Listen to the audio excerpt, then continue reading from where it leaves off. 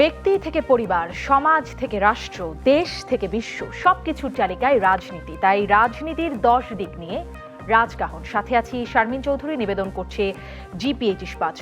দেশে করোনা ভাইরাসের রেকর্ড 1273 জন নতুন আক্রান্ত হওয়ার পাশাপাশি গত 24 ঘন্টায় 14 জন সহ মোট 328 জনের মৃত্যু হয়েছে। কোভিড বা নন কোভিড কোনো হাসপাতালেই করোনা শনাক্তের ফল ছাড়া সেবা পাচ্ছেন না রোগীরা। হাসপাতাল ঘুরে ভোগান্তির শিকার হচ্ছেন, মারাও যাচ্ছেন অনেকে। করোনা ছাড়াও জটিল রোগে আক্রান্ত অনেক রোগীর আইসিইউ দরকার হলেও করোনা পরীক্ষা ছাড়া সেই সেবাও না পাওয়ার অভিযোগ উঠছে। স্বাস্থ্য অধিদপ্তরের হিসেবেই সারা দেশে আইসিইউ সংখ্যা মাত্র 339টি। রোগীদের অক্সিজেন সরবরাহ সরঞ্জামের ব্যাপক ঘাটতি আছে কোভিড হাসপাতালগুলোতে। স্বাস্থ্য অধিদপ্তর একের পর এক নির্দেশনা দিয়ে সরকারি বেসরকারি সব হাসপাতালকে কোভিড-19 নিয়ন্ত্রণ কক্ষের সাথে যোগাযোগ করে রোগী রেফার করার কথা বললেও মানা হচ্ছে না এসব নির্দেশনা, ফলে কাটছে না ভোগান্তি। চিকিৎসা ব্যবস্থার এমন বাস্তবতা, সেই সাথে মে মাসকে খুবই ঝুঁকিপূর্ণ বলে বিশেষজ্ঞ মত থাকা সত্ত্বেও দেশের অর্থনীতি ও মানুষের জীবিকার স্বার্থে গার্মেন্টস, শপিং মল খুলে দিয়ে লকডাউন শিথিলের পথে হাঁটছে সরকার। রাস্তাঘাট, বাজার, শপিং মল, অলিতে গলিতে ভিড় করছে মানুষ, মানছে না স্বাস্থ্যবিধি। দেশে করোনা ব্যবস্থাপনা নিয়ে আলোচনায় আজ রাজকাহনে অতিথি হিসেবে আছেন স্বাস্থ্যমন্ত্রী জাহিদ মালেক এবং আছেন বিএফইউজের সাবেক সভাপতি মঞ্জুল আহসান বুলবুল।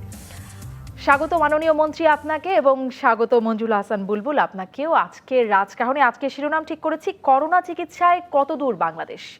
মাননীয় মন্ত্রী, আপনার কাছ থেকে জানতে চাই আসলে করোনা চিকিৎসায় কতদূর বাংলাদেশ, এগুলো আসলে চিকিৎসায় বাংলাদেশ কতদূর এগুলো। কোভিড-19 সংক্রমণ শুরু হবার পরে গত 26শে মার্চ ওয়ার্ল্ড হেলথ অর্গানাইজেশন অভ্যন্তরীণ নথিতে বলেছিল যে করোনা মোকাবেলায় বাংলাদেশের জন্য চ্যালেঞ্জ তার দুর্বল স্বাস্থ্য ব্যবস্থা। সেই দুর্বলতা কাটিয়ে এখন কোন অবস্থায়, সক্ষমতা কতটুকু মাননীয় মন্ত্রী? ধন্যবাদ আপনাকে, ধন্যবাদ প্রিয় দর্শকবৃন্দদেরকে, এবং আমার সাথে যে যিনি আছেন আমাদের সাংবাদিক ভাই বুলবুল ভাই, তাকেও ধন্যবাদ এখানে সংযোগে থাকার জন্য। তো আপনারা জানেন যে আমরা করোনা যখন শুরু হয় বিশ্বে, প্রথমেই চায়নাতে শুরু হয়, এবং আমরা তখন থেকেই দেখি চায়নায় কি অবস্থা, এবং আমাদের চায়না থেকে বেশ কিছু লোক আসলো, এবং আমাদের ইউরোপ থেকেও অনেক লোক আসা শুরু হলো, প্রায় 8 লক্ষ লোক বাংলাদেশে আসলো। তো তখন থেকেই আমাদের কাজ শুরু হয়ে গেল। আমরা প্রথমে একটি ন্যাশনাল কমিটি আমরা তৈরি করলাম, এবং আমাদের ন্যাশনাল কমিটির পাশাপাশি জেলা, উপজেলা, ইউনিয়ন, ওয়ার্ড পর্যায়ে কমিটি করে যারা বাইরে থেকে আসলো তাদেরকে হোম কোয়ারেন্টাইন এবং লকডাউনে রাখার ব্যবস্থা আমরা করলাম। পাশাপাশি দেখলাম যে করোনা এমন একটি ছোঁয়াচে ভাইরাস যে সাংঘাতিকভাবে এটা সংক্রমণ করে। তো তখন আমরা নর্মাল হাসপাতালে তো এটা চিকিৎসা সম্ভব না, তখন আমরা উপজেলায় পর্যায়ে আমরা আলাদা হাসপাতাল করে ফেললাম, জেলা পর্যায়ে, এবং আমরা ডিভিশন পর্যায়ে, এবং ঢাকা শহরেও আমরা হাসপাতাল আলাদা করে ফেললাম করোনা রোগীর চিকিৎসার জন্য। এবং আপনারা এখন দেখেন ঢাকায় প্রায় 14টি হাসপাতাল কাজ করছে করোনা রোগীর জন্য, এবং আমরা আজকেও বসুন্ধরা প্রায় 2000 বেডের আইসোলেশন একটি সেন্টার আমরা অলরেডি যোগ করিয়েছি। গতকাল আমরা আরেকটি প্রাইভেট হাসপাতাল নিয়েছিলাম, আনোয়ার খান মেডিকেল কলেজ, তার আগে রেড ক্রিসেন্ট হাসপাতাল নিয়েছি, এবং গতকালই ঢাকার সেকেন্ড ইউনিট যেটা আছে 600 বেডের, সেটাও আমরা করোনা রোগীর জন্য আমরা নিয়েছি। এ পর্যন্ত আমাদের সারা দেশে সব মিলালে আইসোলেশন সেন্টার এবং হাসপাতালে প্রায় 20,000-এর মতো বেড হবে, তারও বেশি হতে পারে। পাশাপাশি আমরা মনিটরিং সেল করলাম আমাদের ডিজি অফিসে, আমাদের যে মিনিস্ট্রিতে করলাম, এবং আমাদের হাসপাতালগুলোকে যেহেতু আলাদা করলাম, আমাদের নন কোভিড চিকিৎসা তো বজায় রাখতে হবে। তখন আমরা তাদেরকে যে কোভিড হাসপাতাল যেটা ঘোষণা করলাম, তাদেরকে সরিয়ে আমরা অন্য হাসপাতালে স্থানান্তর করে তাদের চিকিৎসার ব্যবস্থা, তাদের ডায়ালিসিসের ব্যবস্থা সবকিছু আমরা করলাম। জি, মাননীয় মন্ত্রী, পাশাপাশি আপনাদের আমরা মানে যাতে মাননীয় রেগুলার মন্ত্রী, মনিটরিং সরকারের এর এত জন্য আমরা তৎপরতা ভিডিও সত্ত্বেও সেন্ড নিশ্চয়ই আপনাদের করলাম। এই তৎপরতাগুলোর কথা আমরা স্বাস্থ্য অধিদপ্তরের ব্রিফিং এর মাধ্যমেও খানিকটা জানতে পারি, নিয়মিত কি অগ্রগতি হচ্ছে। নিশ্চয়ই আপনাদের সাধুবাদ জানাই আপনাদের এই তৎপরতার জন্য। কিন্তু এমন তৎপরতার পরেও আমরা দেখছি যে অনেক রোগী চিকিৎসা নিতে গিয়ে, সে করোনা আক্রান্ত হোক বা না হোক, চিকিৎসা নিতে গিয়ে হাসপাতালে ঘুরে তাদেরকে ফিরতে হচ্ছে, অনেকে মারাও যাচ্ছেন। এরকম খবর আমরা গণমাধ্যম সূত্রে দেখছি। কিছুদিন আগে আমরা দেখলাম সরকারের এক উচ্চপদস্থ কর্মকর্তা, একজন অতিরিক্ত সচিব, তিনি ঢাকার, তার চিকিৎসক মেয়ে তাকে নিয়ে ঢাকার 8 থেকে 10টি হাসপাতালে ঘুরেছেন এবং তাকে ভর্তি করাতে পারেননি। পরে তার এক আত্মীয়ের রেফারেন্সে কুর্মিটোলা হাসপাতালে তাকে ভর্তি করা হয়েছে এবং তার চিকিৎসক মেয়ে বলছেন যে সেখানে কোনো সরকারি চিকিৎসক তাকে দেখতে আসেননি। তিনি এবং তার ভাই ওষুধ দিয়েছেন এবং অক্সিজেনের বিষয়টা দেখাশোনা করেছেন। তারা হয়তো নিজেরা এক্সপার্ট বলে সেটা করতে পেরেছেন, কিন্তু আমরা যারা সাধারণ মানুষ, তাদের তো সবার হাতের কাছে চিকিৎসক আত্মীয় নেই, এত বড় রেফারেন্সও হয়তো আমরা সবাই পারবো না দিতে। তাহলে আমাদের আসলে অবস্থাটা কি হবে এভাবে যদি হাসপাতালগুলো ফিরিয়ে দেয় চিকিৎসা না দিয়ে? না, এটা হয়তো একটা কেস ইনিশিয়ালি হতে পারে, বাট এখন যেহেতু কিনা আমরা কোভিড হাসপাতাল আলাদা করে ফেলেছি এবং আমাদের, আপনারা জানেন যে আমাদের এই বিষয়টা আমাদের নলেজে এসেছিল, আমরা একটা স্ট্রং টিসিও দিয়েছি এবং আমাদের প্রাথমিক স্টেজে ডাক্তাররা একটু ভয় পেয়েছে, কারণ তাদের সুরক্ষার সরঞ্জামের কিছুটা অভাব প্রথম দিকে ছিল। এখন আর সেটা নাই। তারপর আমাদের আইসোলেশন সেন্টার আমরা করেছি মাননীয় মন্ত্রী, এবং এই ডাক্তাররা মাসেরই ট্রেন্ড হয়ে ঘটনা, গেছে, এই কাজে মাসের এখন আর প্রথম এই সপ্তাহের সমস্যা নাই। ঘটনা, আগে কাজেই খুব এখন ইনিশিয়ালি না। যে রোগীর কথাটা রেফারেন্স করলেন, সেটা অনেকগুলো হয়তো প্রাইভেট হাসপাতালে গিয়েছে। আমাদের হাসপাতালে যেদিন গিয়েছে তার চিকিৎসার ব্যবস্থা হয়েছে, তারপরের দিনই উনি আনফরচুনেটলি ইন্তেকাল করেছেন। জি, এবং এটা যাতে আগামীতে আর না হয় তার জন্য আমরা শক্ত ব্যবস্থা নিয়েছি, মনিটরিং নিয়েছি এবং এটাও বলেছি কেউ যদি কোনো রোগীকে ফিরিয়ে দেয়, এটা যদি আমাদের নলেজে আসে তাহলে আমরা যথাযথ ব্যবস্থা গ্রহণ করব এবং প্রাইভেট হাসপাতালকেও আমরা বলেছি যে আপনারা তো দূরে থাকবেন না, এই সময় আপনাদের কাছে আসতে হবে, আপনাদের কাজ করতে হবে, আপনারা কোনো রোগী ফিরিয়ে দিতে পারবেন না। কাজে প্রাইভেট হাসপাতালগুলো এগিয়ে আসছে এবং তাদের আলাদা নন কোভিড এবং আইসোলেশন সেন্টার তারাও তৈরি করছে। ইনিশিয়ালি তো এটা ধরেন অনেকেই জানতো না এই রোগে কিভাবে চিকিৎসা দিতে হবে। এখন এই সমস্যাগুলো আশা করি এখন আর থাকবে না এবং আমরা টেস্টের জন্য আমরা প্রত্যেকটা হাসপাতালে টেস্টের ফ্যাসিলিটি করে দিয়েছি, যাতে একটা রোগী আসলে পরে তাদের টেস্ট করে বুঝতে পারে যে সে কোভিড না নন কোভিড এবং আইসোলেশনে থাকে। কোভিড হলে তাকে কোভিড সেন্টারে পাঠিয়ে দেয়, নন কোভিড হলে নন কোভিডের চিকিৎসা চলতে থাকে। মাননীয় মন্ত্রী, একটু জিজ্ঞাসা করি, মাননীয় মন্ত্রী একটা প্রশ্ন করি, যে আপনি বলছেন প্রত্যেকটা হাসপাতালে টেস্ট, এটা কি সরকারি বেসরকারি সব হাসপাতালে এখন টেস্ট করা যাবে, করোনা টেস্ট করা যাবে? এখন আর যেগুলো সমস্ত হাসপাতাল, বড় হাসপাতাল যাদের ল্যাব আছে এবং ইকুইপমেন্ট গুলো আছে, সেখানে তারা করতে পারবে। আমাদের প্রায় যত বড় যতগুলো হাসপাতাল আছে প্রায় সব হাসপাতালে এখন আমরা এই টেস্টের ফ্যাসিলিটি আমরা করেছি এবং আগামীতে আরো 15-20টি মেশিন এখন আসতেছে। এটা তো আমাদের জন্য খুব কঠিন ছিল, আপনি জানেন যে বন্ধ ছিল, আমাদের ইউরোপ আমেরিকা বন্ধ ছিল, চায়না বন্ধ ছিল, তখন আমরা ইকুইপমেন্ট আনতে পারিনি, দিতে পারিনি। এখন আমরা নিয়ে আসছি, আমাদের প্রায় 42টি ল্যাব কাজ করছে, আরো 10-15টি ল্যাব এর মধ্যে বসে যাবে এবং সেই ল্যাবের মধ্যে একদিকে টেস্টিং এর কাজও অনেক বাড়তেছে। আপনারা জানেন যে একটি ল্যাবের থেকে 42টি ল্যাব হয়েছে, 150টা টেস্ট থেকে এখন 8,500 উঠেছে। কাজেই এখন ডাক্তাররাও কনফিডেন্ট যে রোগী সে কি আক্রান্ত নয়, কাজে এখন চিকিৎসা দিতে তারা ভয় পাবে না। নিশ্চয়ই এই কনফিডেন্টের জায়গাটাও কতটুকু সেটা নিয়ে কথা বলবো। আপনি বলছেন মাননীয় মন্ত্রী যে হাসপাতাল থেকে ফিরিয়ে দিলে ব্যবস্থা নেওয়া হবে। আপনি এর আগেও বলেছিলেন যে যদি কোনো বেসরকারি হাসপাতাল রোগী ফিরিয়ে দেয় কঠোর ব্যবস্থা নেওয়া হবে, বেশ আগে। কিন্তু তারপরেও এরকম ঘটনা আমরা দেখেছি এবং এখনো এরকম ঘটনা ঘটছে। আসলে কি ব্যবস্থা নেওয়া হচ্ছে বা এই ব্যবস্থার ভয়টা কি হাসপাতালগুলো পাচ্ছে না? আপনার তো জানেনই যে বেসরকারি হাসপাতালগুলো তো বেশিরভাগই চালু ছিল না, এখন আমরা এগুলাকে পর্যায়ক্রমে চালু করাচ্ছি।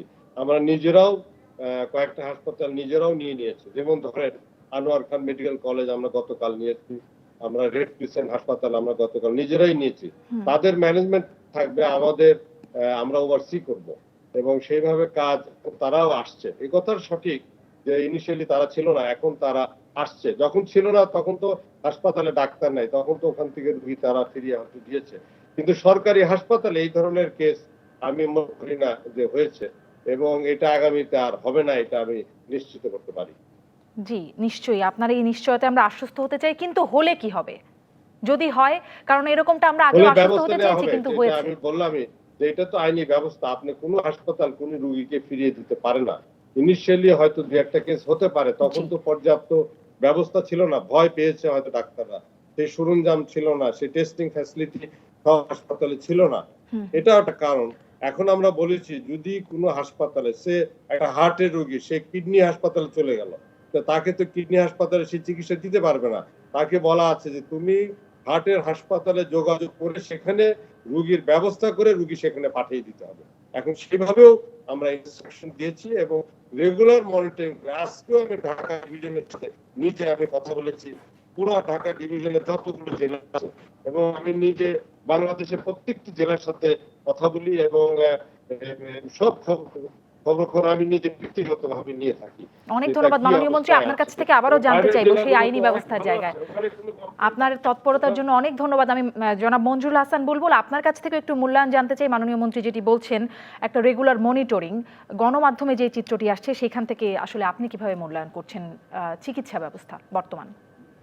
ধন্যবাদ। মাননীয় স্বাস্থ্যমন্ত্রী গোড়া থেকে এই পর্যন্ত যা করা হয়েছে তার বিবরণ দিয়েছেন এবং তিনি যথার্থই বলেছেন যে শুরুর দিকে যে প্রস্তুতি ছিল তার থেকে আমরা এগিয়ে এসেছি এবং শুরুর দিকে এই বিষয়টার গুরুত্ব নিয়ে আমরা যতটা ভেবেছিলাম এটি যে তার চাইতেও গভীরতর সেটি কিন্তু বোঝা গেল। আমি আমার হাতে যে সংবাদপত্র আছে একটি, শুরুর দিকে বাংলাদেশের স্বাস্থ্য অধিদপ্তরের একটি বিজ্ঞাপন দেখতে পাচ্ছি। সেই বিজ্ঞাপনে বলা হচ্ছে যে তখন কোভিড বলা হতো না, করোনা বলে, করোনার রোগটা একটা খুব বড় রোগ, এটি যে চিকিৎসার জন্য আমাদের ব্যবস্থা নিতে হবে এবং কতগুলি হাসপাতাল যাদের এত বেড আছে, এত বেডের এগেনস্টে এত পার্সেন্টেজ, এতগুলি বেড এই করোনা রোগের জন্য আলাদা করে রাখতে হবে। মানে তখন আমরা বুঝতেই পারি নাই যেটি একই হাসপাতালে চিকিৎসাটা হবে না, কাজে প্রস্তুতির ঘাটতিটা ছিল এক। ২ নম্বর যেটি বলতে চাই সেটি হচ্ছে এটি একটি স্বাস্থ্য ইস্যু মাত্র নয়।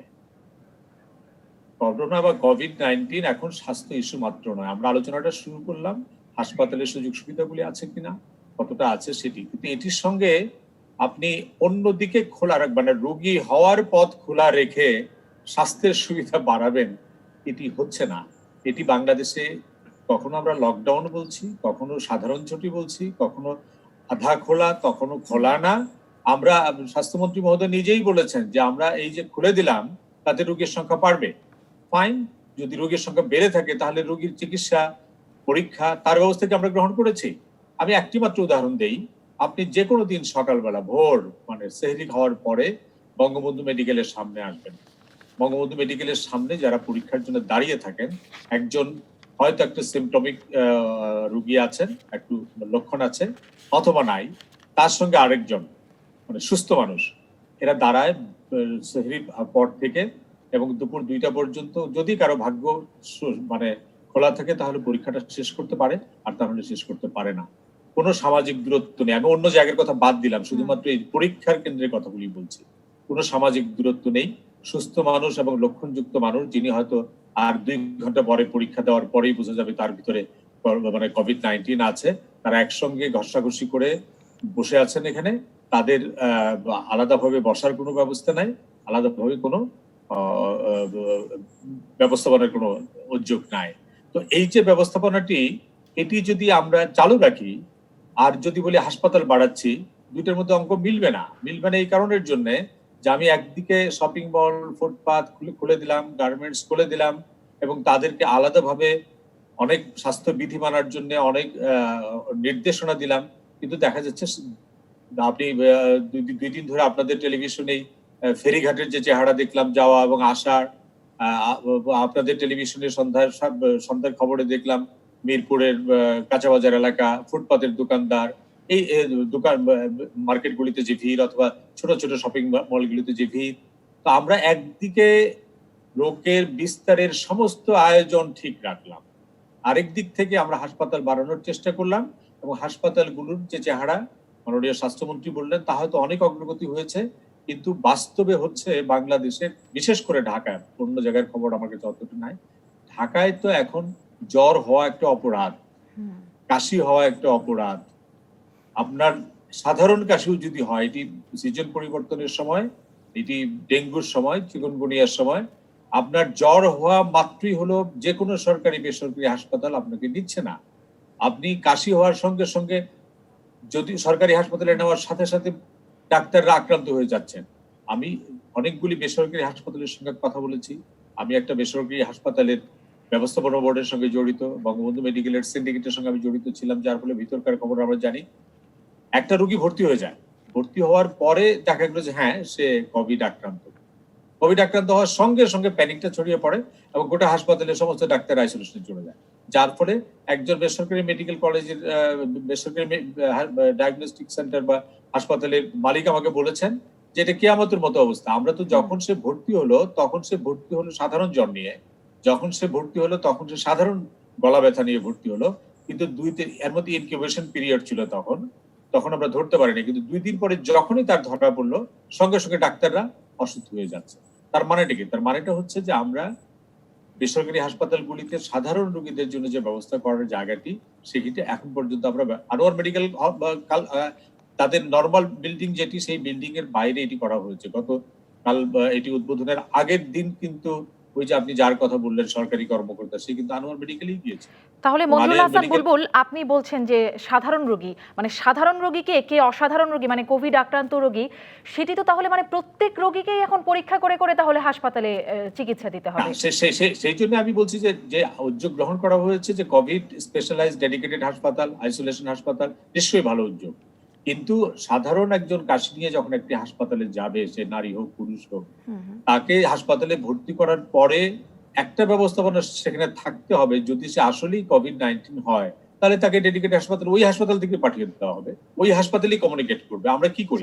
মাননীয় মন্ত্রীও সেই নির্দেশনার কথা বলছিলেন, কিন্তু মাননীয় মন্ত্রী আপনার মঞ্জুল হাসান বুলবুল, আপনার কথা থেকে অনেকগুলো প্রশ্ন আসছে মাননীয় মন্ত্রীর কাছে, আমার জিজ্ঞাসা সেখান থেকে নিশ্চয়ই থাকবে। প্রথমে এই যে কোভিড হাসপাতাল বা নন কোভিড হাসপাতালগুলো রেফার করে দেবে কোন হাসপাতালে যেতে হবে, আইনি ব্যবস্থা নেবার কথা বলছেন যদি যথাযথ প্রক্রিয়া চিকিৎসা না দেয়।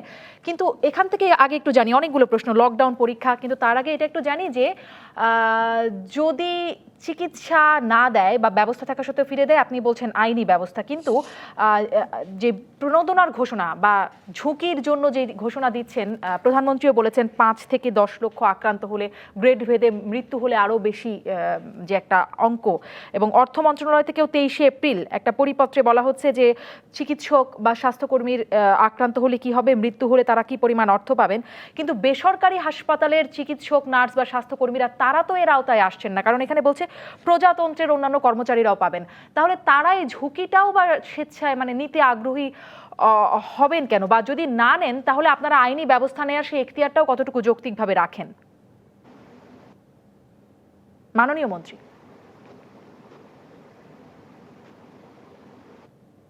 জি, আমি পুরো প্রশ্নটা শুনতে পাইনি, তো যতটুকু শুনতে পেয়েছি আর কি বলি যে মাননীয় প্রধানমন্ত্রী ঘোষণা দিয়েছেন যে যারা কোভিড রোগীর চিকিৎসা দিবেন, কারণ এটা যেহেতু ঝুঁকিপূর্ণ, তাদের জন্য 100 কোটি টাকার একটা প্রণোদনা প্যাকেজ উনি রেখেছেন, এবং কেউ যদি মৃত্যুবরণও করেন তার জন্য একটা ইন্স্যুরেন্স কাভারেজও রেখেছে 5 লাখ থেকে 10 লাখ।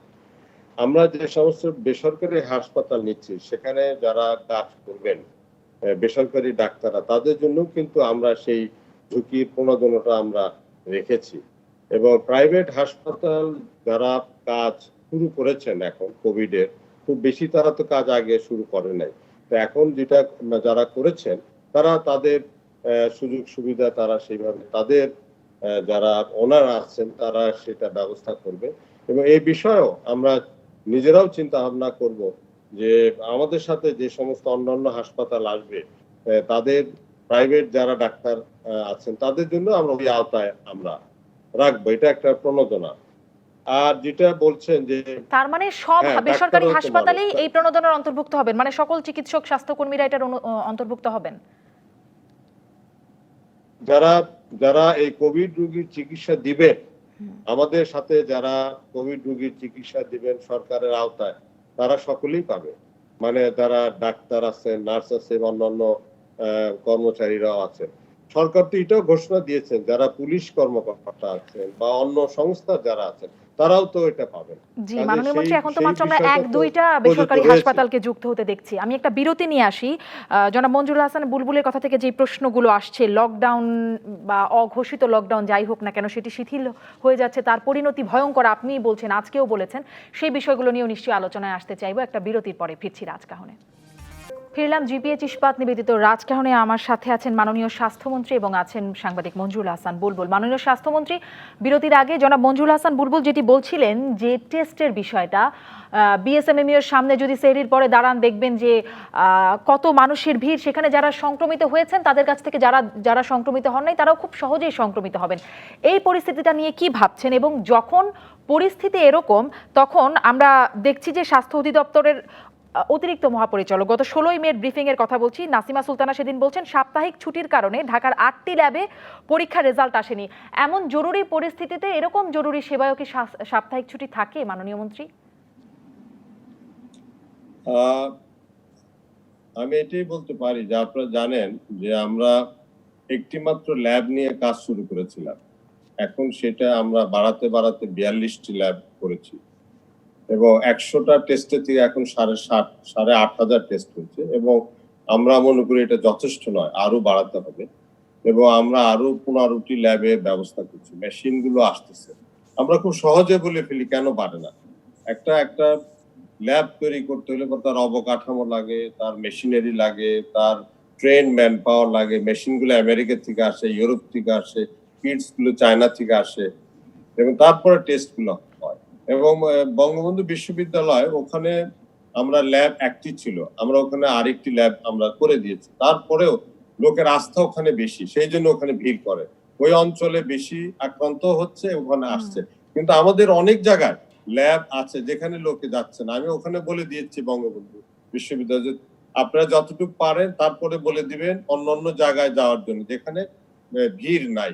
এবং আজকে থেকে আমরা এটাও বলে দিয়েছি যে প্রাইভেট সেক্টর এবং ডায়াগনস্টিক সেন্টার যাদের ল্যাব আছে তাদেরকেও আমরা অনুমোদন দিয়ে দিয়েছি যে তারা জানি টেস্ট করতে পারে এবং অল্প একটা ফি নিয়ে, এবং কারণ তারা তো বিনা পয়সা করবে না, সরকারের যেভাবে বিনা পয়সা করে দিচ্ছে। এবং তাদেরকে বলা হচ্ছে যে আপনারা যে কোনো লোক আসুক, আপনারা টেস্ট করে দিবেন এবং তার জন্য একটা যে ফি সরকার নির্ধারণ করে দিয়েছে সেই ফিটি নিয়ে আপনারা টেস্ট করে দিবেন। টেস্ট করে দিলে পরে আপনি দেখবেন টেস্টের সংখ্যাও বাড়ছে এবং সেইভাবে আমরা তারা আইসোলেশনে যেতে পারবে, চিকিৎসা নিতে পারবে এবং সংক্রমণ রোধ কম হবে। আমাদের এটা তো চেষ্টা, আমরা জানি বিশ্বজোড়াই টেস্টের উপরে জোর দিয়েছে এবং আমরাও সেই একই জোর আমরা দিয়ে যাচ্ছি। মেডিকেল কলেজেও সেই জন্য আমরা দিয়েছি ওই টেস্টের ফ্যাসিলিটি গুলা, কারণ ওখানে ডাক্তাররা সংক্রামিত হচ্ছে, কারণ রোগীরা অনেক সময় এসে তার নিজের কনসিলমেন্ট করেছে যে নিজে আক্রান্ত, এই কথাটা বলে নাই। ডাক্তাররা তখন ওয়েল প্রিপেয়ার ছিল না, তারা তার চিকিৎসা দিয়েছে এবং অনেকে আক্রান্ত হয়ে গেছে। এখন আমাদের নির্দেশনা, রোগী যেই আসুন আগে নিজের প্রোটেকশন নিয়ে কাজ করবে, আইসোলেশন নিয়ে তার কাজ করবে। মাননীয় মন্ত্রী, সেই নির্দেশনাটা স্পষ্ট, নিশ্চয়ই সেটি একটি খুবই জরুরি নির্দেশনা আপনাদের। আমি যে প্রশ্নটি করছিলাম সাপ্তাহিক ছুটির ব্যাপারে, আমার এক দর্শক দানিয়েল তাহের তিনিও বলছেন টেস্টিং প্রতিষ্ঠানে সাপ্তাহিক ছুটি থাকছে কেন, এই প্রশ্নের উত্তর কি দেবেন? টেস্টিং প্রতিষ্ঠানে আসলে আমরা স্বাস্থ্য মন্ত্রণালয়, তো আপনারা জানেন যে এই যে ছুটি, সাধারণ ছুটি ঘোষণা ছিল আছে অতদিন যাবত, কিন্তু আমাদের মন্ত্রণালয় কিন্তু কোনো ছুটি আমরা দেইনি, ছুটির দিনও আমরা দেইনি। এই বিষয়টি আমিও শুনলাম আপনার কাছে এবং আমিও এর আগেও শুনেছি সেদিন যে এটা সাপ্তাহিক ছুটির কারণে আমরা মনে করি যে এটা, আমিও মনে করি যে এটা সঠিক নয় এবং আমরা আগামীতে এটার একটা ব্যবস্থা নেব যাতে এই বিষয়টি গুরুত্ব সহকারে দেখা হয় এবং সেখানে কোনো ছুটি দেওয়া হবে না। অনেক ধন্যবাদ মাননীয় মন্ত্রী, আপনার এই তৎপরতার নেবার উদ্যোগ আপনি বলছেন আপনি নেবেন। আরেকটা বিষয় আপনি নিশ্চয়ই দেখেছেন যে তথ্যগত একটা গরমিল, ওয়েবসাইটে যেই প্রকাশিত যে তথ্য স্বাস্থ্য অধিদপ্তরের, সেখানকার সাথে বিভাগ ভিত্তিক বা জেলা ভিত্তিক যে তথ্য আক্রান্তের সংখ্যার, সেখানে একটা বড় পার্থক্য দেখা যাচ্ছে, প্রায়ই দেখা যাচ্ছে। এবং দেখা যাচ্ছে যে মোট টেস্টের পরিমাণ আগের দিন যেই পরিমাণ ছিল, 24 ঘন্টাটা পরের 24 ঘন্টায় নতুন করে যতটা টেস্ট হয়েছে সেটা যোগ করলে সেই সংখ্যাটা মেলে না। এরকম একটা তথ্যগত গরমিলের চিত্র প্রায়ই উঠে আসছে, একদিন দুদিন না, উঠে আসছে। এই বিষয়টা আপনি কিভাবে দেখছেন? এটি আমরা আসলে কিভাবে আস্থা রাখবো? আমরা যে টেস্টের গরমিল যেটা হচ্ছে, টেস্টটা তো ধরেন আমি যেটা বললাম, যদি 42টা ল্যাব হয়ে থাকে এবং সেই 42টা ল্যাবে থেকে যে এইগুলা টেস্টের রেজাল্ট গুলো আসে সব সময় টাইমলি আসে না, অনেক সময় রাত্রে 12টার পরে আসে, অনেক সময় আগে আসে, সবগুলো একসঙ্গে মিলাতে পারে না এবং সবগুলো থেকে এসে একসঙ্গে জড়ো হয়, জড়ো করার পরে একটা রেজাল্ট তৈরি করে, সেই রেজাল্ট আইডিসিআর বলে। তো সেখানে যদি কোনো গ্যাপ রয়ে যায় বা কোনো একটা এরিয়ার রেজাল্ট পরে আসলো সেটা হয়তো যোগ করতে পারলো না বা রেজাল্টটা হাতে তখনো আসে নাই, এই কারণে হতে পারে। আমি এক্স্যাক্টলি বলতে পারবো না যে কি কারণে এটা হচ্ছে, বাট এই বিষয়টি আমরা অবশ্যই দেখবো যাতে কিনা এটা আরো বেশি পারফেক্ট হয়। এবং সারা দেশে থেকে তো ছড়িয়ে আসে, আপনি জানেন না তো, যানবাহনও চলছে না, সবকিছু বন্ধ আছে, এগুলো আনাটাও একটা কঠিন বিষয়। আর তারপরেও আমরা চাই, চেষ্টা করবো যতটুকু অ্যাকুরেট রেজাল্ট দেওয়া যায় জনগণকে, সেটি আমাদের চেষ্টা থাকবে। নিশ্চয়ই এই গ্যাপের বিষয়ে তথ্যগত যে গ্যাপ বা বিভ্রান্তি বা গড়মিল, যেটি মাননীয় মন্ত্রীও বলছেন, যেটি মেটানোর চেষ্টা করবেন, জনাব মঞ্জুল হাসান বুলবুল, এই বিষয়ে আপনার মূল্যায়ন কি? কারণ এরকম গড়মিলের কারণেই কিনা অভিযোগ তোলেন অনেকেই যে আক্রান্ত এবং মৃতের সংখ্যাও গোপন করা হচ্ছে। রাজনৈতিক দল তো এরকম অভিযোগ করছে, বিরোধী রাজনৈতিক দল, এরকম অভিযোগ অনেকের মধ্যে আছে। কি বলবেন জনাব মঞ্জুল হাসান বুলবুল? যে যারা মৃত্যুবরণ করেছে তাদের রেজাল্টটা তো আপনারা আমরা দিয়েই দিচ্ছি, যেখানে কোথাও মৃত্যুবরণ করলে পরে সেটাকে গোপন করা এত সহজ না। আর দ্বিতীয়ত একটা জিনিস এখানে তথ্যগত একটু গরমিল হয়ে যায়, যারা সন্দেহ, অনেকে আছে যে আক্রান্ত হয়েছিল এটা সন্দেহ করা হয়েছে কিন্তু কনফার্ম না, যে পর্যন্ত কনফার্ম না হবে সে পর্যন্ত আইসিডিআর ওটা করোনা রোগী হিসেবে মৃত্যুবরণ করেছে এটা বলবে না। এবং সে কারণেই অনেক সময় আত্মীয় স্বজনরা আবার টেস্টের অপেক্ষা করে না, নিয়ে তারা তাদের নিয়ে যায়, তারা দাফন করে ফেলে, এবং সেই জন্য এই গরমিলটা অনেক সময়। জি, জনাব মঞ্জুল হাসান বুলবুলের কাছ থেকে আমি একটু এই বিষয়ে মূল্যায়ন জানতে চাই। অনেক ধন্যবাদ মাননীয় মন্ত্রী, আসছি আবার আপনার কাছে। জনাব মঞ্জুল হাসান বুলবুল, তথ্যগত জায়গাটা আপনি কিভাবে মূল্যায়ন করছেন গণমাধ্যম কর্মী হিসেবে? একটি হচ্ছে কি, এই প্যান্ডেমিকটাকে যখন সারা পৃথিবীতেই মহামারী বলা হলো, তখন তথ্যের জগতে একটা শব্দ, নতুন শব্দ আসলে ইনফোডেমিক শুরু হয়েছে, অর্থাৎ অপতথ্যের প্রচুর জায়গা আছে। বাংলাদেশে তো বটেই। আপনি এখন আমরা সবাই সবকিছু জানি, শুরুর দিকে আমরা কেউ কিছু জানতাম না, এখন তো দেখি যে সোশ্যাল মিডিয়ার মধ্যে কোন ডাক্তার কোন ওষুধ দিয়ে রোগী, একটা রোগী হয়তো ভালো করে ফেললেন, তিনি বললেন যে এটাই ওষুধ। তো বাংলাদেশে কোন কোম্পানির একটা কাপড় বানিয়ে ফেলছে, সেটা নাকি ভাইরাস মেরে ফেলতে পারে, এটাও একটা নিউজ। তো কাজেই তথ্যের একটা বড় লড়াই কিন্তু আমাদের সামনে আছে, এবং তথ্যের লড়াই তথ্য দিয়েই করতে হয়। রাজনৈতিক যারা বিতর্ক করেন তাদের সঙ্গে আমি যাব না, কিন্তু ধরেন স্বাস্থ্য মন্ত্রণালয় বা সরকার যে তথ্যটি দিল, আমি যখন বলবো যে এই তথ্যটি ভুল, তখন আমার কাছে কিন্তু সঠিক তথ্য থাকতে হবে। কিন্তু রাজনীতিকরা সাধারণত এরকম তথ্যের লড়াইয়ে সঠিক তথ্য হাতে নিয়ে কাজ করেন না।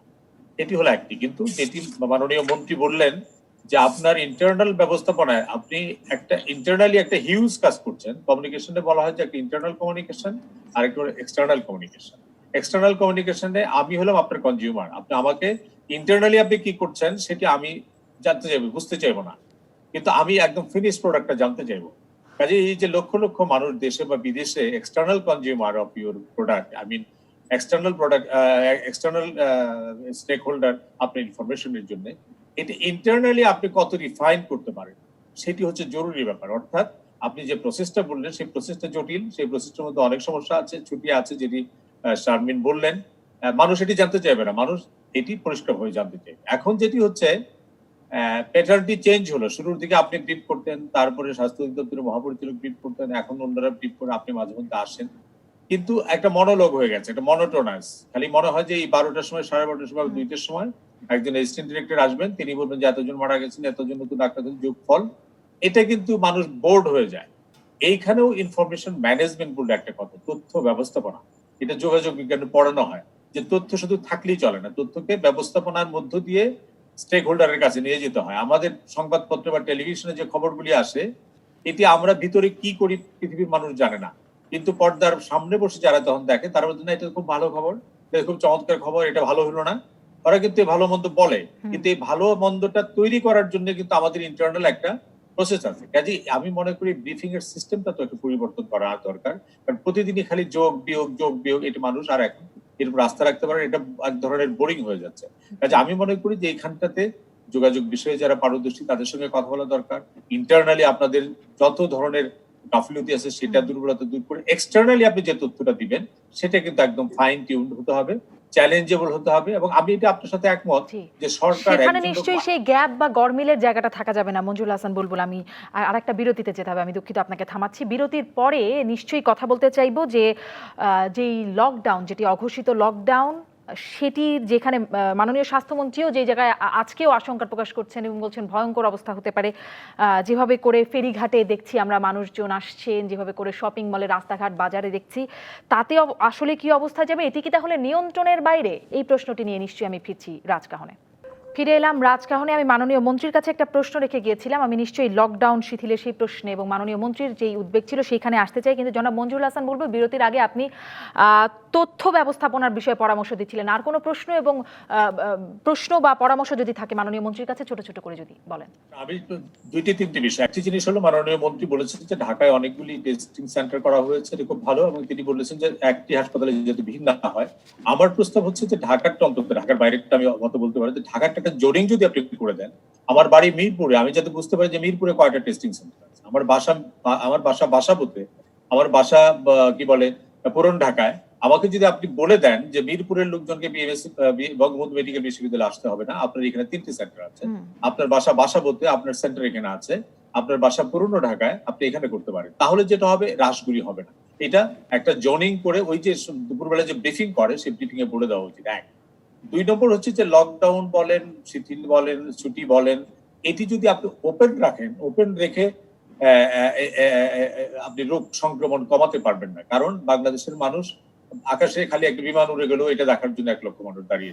কাজে সেই জায়গাটাতে আমি যেটি বলতে চাই যে, যেমন আইজি সাহেব বলছেন যে কাউকে ঈদের ছুটিতে বাড়ি যেতে যাওয়া যাবে না, এটিও শক্তভাবে শুধুমাত্র আইজি না, গণপরিবহনের মন্ত্রী যারা আছেন, অন্য সমস্ত, এটা স্বাস্থ্য মন্ত্রণালয়ের কাজ না, সকল মন্ত্রণালয় বলবে যে যারা বাড়ি যাবেন তারা ফিরতে পারবেন, আর যারা বাড়ি যাবেন না তারা থাকতে পারবে। স্পষ্ট। তাহলে এই প্রশ্নটার কাছ থেকে, এই প্রশ্নটাই শেষ যেটি বললেন, এটি নিয়ে আসি জনাব মঞ্জুর হাসান বুলবুল। স্বাস্থ্যমন্ত্রী, মাননীয় স্বাস্থ্যমন্ত্রী জনাব মঞ্জুর হাসান বুলবুল যেটি বলছিলেন, আপনিও আজকে বলেছেন যে এই যে ফেরিঘাটে ভিড়, রাস্তায় গাদাগাদি, সেই জায়গাগুলোর বিষয়ে আপনিও উদ্বেগ জানাচ্ছেন, যেটি জনাব মঞ্জুর হাসান বুলবুল বলছেন যেটি স্বাস্থ্য মন্ত্রণালয়ের কাজ নয়। আপনিও বলেছেন এটি স্বাস্থ্য মন্ত্রণালয়ের কাজ নয়, কিন্তু জাতীয় কমিটি আছে, তাদের এই সমন্বয়ের দায়িত্বটা নেবার কথা। আপনি জাতীয় কমিটির প্রধান, সেখানে আসলে সমন্বয়টা হচ্ছে না কেন?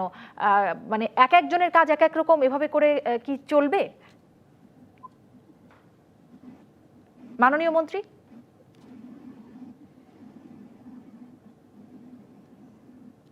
মাননীয় স্বাস্থ্যমন্ত্রী, আপনি কি আমাকে শুনতে পাচ্ছেন?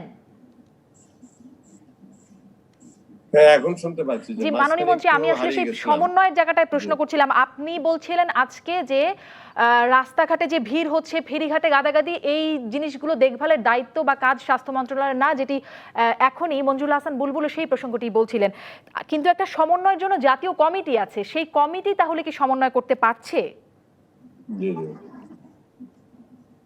না, সমন্বয় হচ্ছে, আমরা মিটিং করছি, আমরা যার যার দায়িত্ব বন্টন করাই আছে।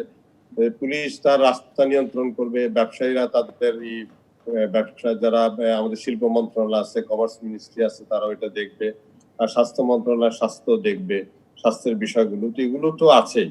যেহেতু লকডাউনের কথা বলতেছেন, যে আপনি বলেছেন নিয়ন্ত্রণের বাইরে কিনা, এটা অবশ্যই নিয়ন্ত্রণের বাইরে না। আপনার যদি অন্যান্য জেলাগুলোর কথা, আমরা তো ঢাকা নিয়ে শুধু কথা বলি, আমাদের আরো 55টি 60টি জেলা বাইরে আছে, সেখানে খুবই ভালো অবস্থা আছে, এবং সেখানে চিকিৎসারও কোনো ভালো ব্যবস্থা আছে, এবং রুগী হলো ওখানে অ্যাভারেজে একটি ডিভিশনে, যেখানে 8-10টি জেলা আছে, মাত্র 400 অ্যাভারেজে রুগী আছে, এবং তারা অর্ধেক ভালো হয়ে বাড়ি চলে গেছে।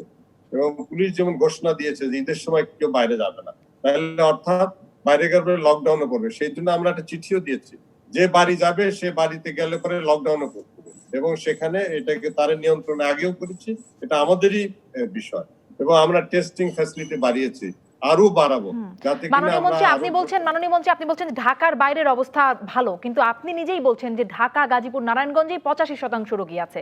অতএব এই জায়গাটা তো বিশেষ করে দেখতেই হবে। সেখানে রেড জোন ঘোষণা করা হয়েছে, আপনি বলেছেন, কিন্তু সেখানে আসলে কি হচ্ছে? রেড জোন ঘোষণা করার মাহাত্ম্য কি হচ্ছে? সেখানে দোকানপাট খোলা আছে, শপিং মল খুলেছে, শ্রমঘন গার্মেন্টস ইন্ডাস্ট্রিজ, সব সেই জায়গাগুলোর মধ্যে কি হচ্ছে? তাহলে বিশেষ ব্যবস্থা কি আছে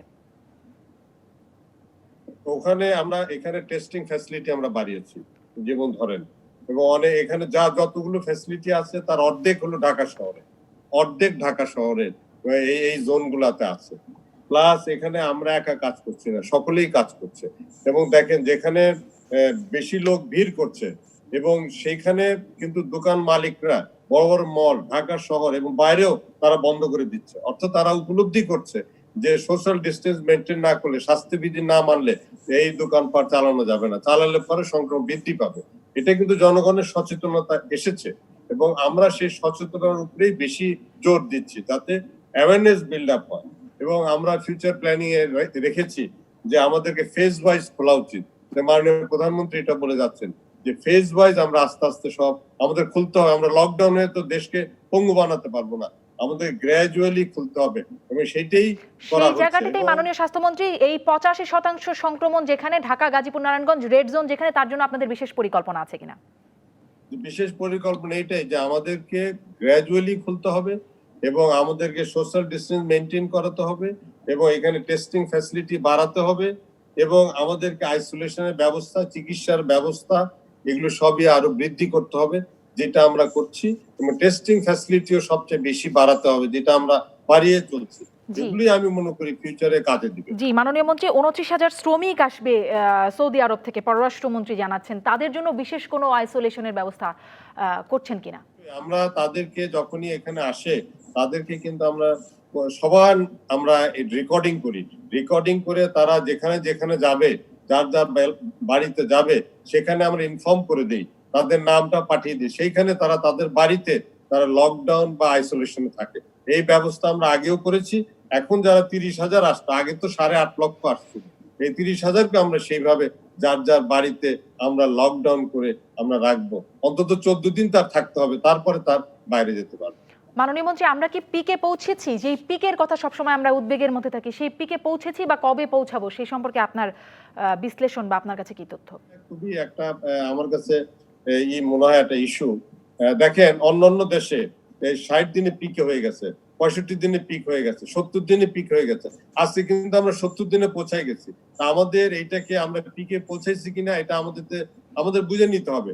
আমাদের তো খুব বেশি রাইজ করে নাই, আমাদের মৃত্যুর হার 1.5%, অথচ পৃথিবীর মৃত্যুর হার কিন্তু 6.5%, ইউরোপের 10%, আমেরিকাতে 6-7%। সেই দিকে তো আমরা অনেক ভালো আছি। বাংলাদেশ তো মৃত্যুর হার, মাননীয় মন্ত্রী, আমাদের সুস্থতার হারও 19.64%, সেটিও কি কম না? না, আমাদের সুস্থের হার আরো বেশি আছে, কারণ স্বাস্থ্য অধিদপ্তরের তথ্য না, এটা আইডিসিআর এর যেটা হাসপাতালে সুস্থ হচ্ছে সেই খবরটা আপনারা পাচ্ছেন, কিন্তু যেটা 80% লোক যারা বাসায় যারা আইসোলেশনে আছেন, সেই বাসায় আইসোলেশনে তারা তো ভালো হয়ে তারা চলে গেছে অনেকে। কাজে সেই তথ্যটা যেহেতু আমাদের কাছে পুরোপুরি একদম সঠিকভাবে আসে না বলে আমরা শনাক্তের হিসেবে সুস্থতার হার 19.64%, এই তথ্যটি আমরা পাচ্ছি। অনেক ধন্যবাদ মাননীয় মন্ত্রী, আপনারা আরো তৎপর হবেন, আপনাদের অনেক সাধুবাদ জানাই এবং আপনারা নিশ্চয়ই আরো গুরুত্বের সাথে কাজ করবেন। অনেক ধন্যবাদ যুক্ত হবার জন্য। বিদায় নিচ্ছি রাজকাহন থেকে।